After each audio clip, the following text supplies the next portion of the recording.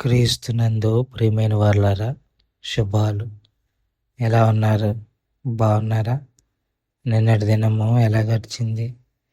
ప్రభువుకు మహిమకరంగా జీవించారా? జీవించినట్లయితే ఆయనకు స్తుతులు. లేని ఎడల ఆయన మనలను క్షమించునుగాక.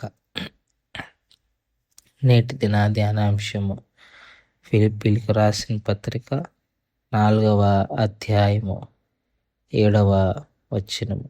ఫిలిప్పీలకు రాసిన పత్రిక 4వ అధ్యాయము 7వ వచనం. అప్పుడు సమస్త జ్ఞానమునకు మించిన దేవుని సమాధానము యేసుక్రీస్తు వలన మీ హృదయములకును మీ తలంపులకును కావలి ఉండును. దేవుని వాక్యాన్ని మన వినికిడిలో దీవించి ఆశీర్వదించుగాక. నిన్నటి దినాన మనము చింతించవలసిన అవసరం లేదు, కానీ సకల జనులకు మీ సహనము తెలియబడు నిమిత్తము దేవునికి ప్రార్థన విజ్ఞాపన చేత కృతజ్ఞతాపూర్వకంగా మీ విన్నపములను తెలియచేయడి అని మనం నేర్చుకున్నాం.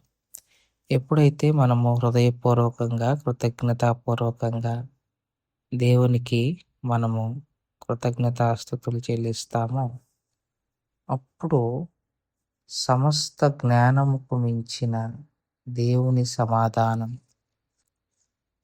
పౌలు చక్కగా ప్రత్యేకంగా ఆ పదాన్ని వాడాడు, సమస్త జ్ఞానమునకు మించిన దేవుని సమాధానము.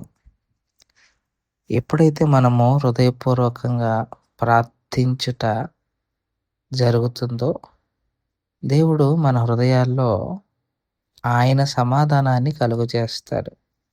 అది ఎటువంటిది అని అంటే సమస్త జ్ఞానమునకు మించినది.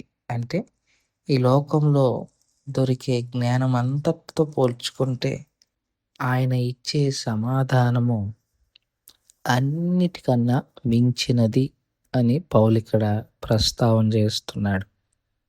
అంటే సమస్తమైన జ్ఞానమునకు మించినది అని అంటే ఎప్పుడైతే ప్రభు మనకి సమాధానాన్ని దయచేస్తారో, నెమ్మదినిస్తారో, ఇంకా మనకున్న ప్రతి ప్రశ్నలకు జవాబులు దొరుకుతాయి.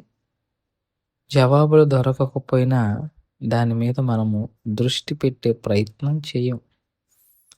ఎందుకంటే ప్రార్థన చేయకముందు ఎన్నో ప్రశ్నలు ఉంటాయి. ఎన్నో ప్రశ్నలు దేవుని అడగాలనిపిస్తుంది.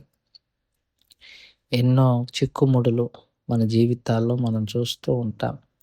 ఎప్పుడైతే కృతజ్ఞతాపూర్వకంగా మన విన్నపములను దేవునికి తెలియచేస్తామో అప్పుడు దేవుని యొక్క సమాధానము మనలో ప్రవేశించి మనకున్న ప్రశ్నలన్నిటికీ జవాబులు దొరుకుతాయి. దొరక్కపోయినా దొరికినట్టుగానే మనం భావించుకుంటాం. అంత బలమైనది, అంత జ్ఞానయుక్తమైనది దేవుని సమాధానం. అందుకే తర్వాత మాటల్లో మనం గమనించుకుంటూ ఉంటే ఆ సమాధానం ఏం చేస్తుందంట, పౌలు అంటున్నాడు, మీ హృదయములకును మీ తలంపులకును కావలి ఉండును. ప్రార్థన చేయకముందు మీ హృదయంలో ఉండే ఆందోళన, భయము, నిస్సత్తువ, నిరాశ, నిస్పృహలు అనే ఈ మనసుకు సంబంధించిన ఆలోచనలన్నిటికీ దేవుడు అనుగ్రహించే సమాధానము చెక్ పెడుతుంది.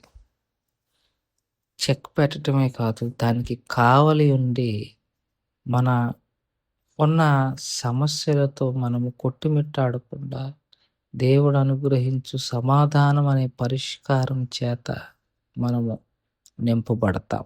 సో పౌలు బేసికల్గా ఎన్నో సమస్యలతో నువ్వు ఉంటే ఒక చిన్న ప్రార్థన చేయి. ఆ ప్రార్థన ఎలాంటిదంటే నీ అవసరతలు తీరుతుందని కాదు, నీకైతే సమాధానాన్ని ఇస్తుంది.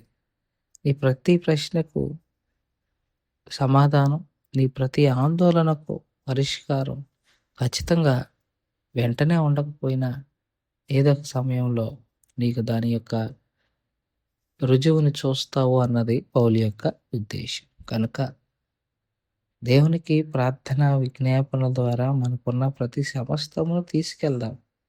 అయితే నువ్వు తీసుకొని వెళ్ళిన ఆ ప్రార్థన యొక్క అవసరత తీర్చిద్దా, తీర్చబడిద్దా అని నేనైతే చెప్పలేను కానీ, దేవుడు దానికి అన్నిటికన్నా మించిన సమాధానాన్ని నీ హృదయంలో దయచేస్తాడు. ఎప్పుడైతే ఆయన సమాధానం మన జీవితంలో ప్రవేశిస్తుందో, అది మన హృదయములకు, మన తలంపులకు కావలి ఉంటుందన్నది నిజ సత్యమని మనవి చేసుకుంటూ, ఈ మాటలు ఇంతటితో ముగించుకుంటున్నాను. దేవుడు దీవించి ఆశీర్వదించును గాక. ప్రార్థన చేసుకుందాం. మమ్మల్ని మిక్కిలిగా ప్రేమించిన మా ప్రియ పరలోకపు తండ్రి, మీ పాదాలకు స్తోత్రాలు. చెప్పబడిన వాక్యాన్ని బట్టి మీకు స్తోత్రాలు. విన్న వాక్యం మా హృదయంలో భద్రపరచుకొని వాక్యానుసారంగా జీవించగలిగిన కృపను దయచేయమని యేసు నామములో అడిగి వేడుకుంటున్నాం తండ్రి. ఆమేన్. God bless you.